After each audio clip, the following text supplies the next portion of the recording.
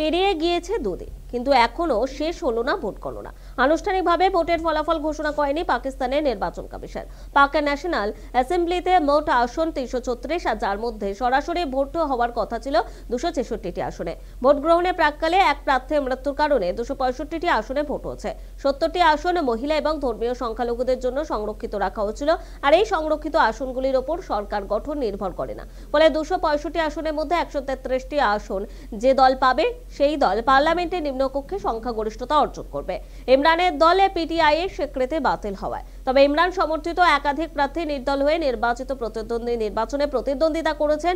শনিবারই তেহরিক-ই-ইনসাফের প্রতিষ্ঠাতা ইমরান খান জেলবন্দি থাকা অবস্থায় আর্টিফিশিয়াল ইন্টেলিজেন্সের মাধ্যমে দাবি করেছেন তার যে নির্বাচন সমর্থন প্রাপ্ত সেখানে জয়ী হয়েছেন।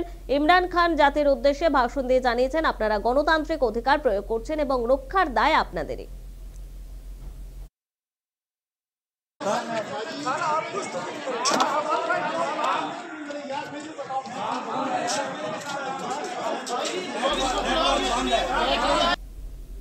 পাক ন্যাশনাল অ্যাসেম্বলির নির্বাচনের ফলাফল এখনো ঘোষণা করেনি পাক নির্বাচন কমিশন।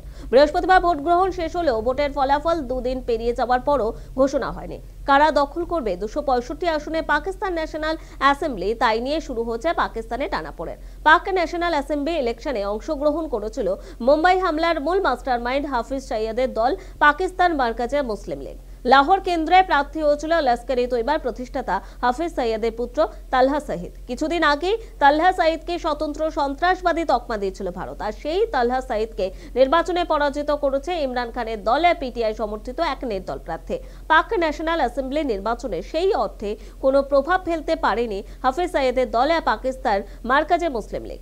একদিকে যেমন স্বতন্ত্র সন্ত্রাসবাদী তালহা সাঈদ সাংসদ হতে পারলেন না, ঠিক তেমনি কিছুটা হলেও এই নির্বাচনের ফলে লস্কর-ই-তৈবার প্রভাব কিছুটা কমবে বলেও মনে করছে রাজনৈতিক মহল।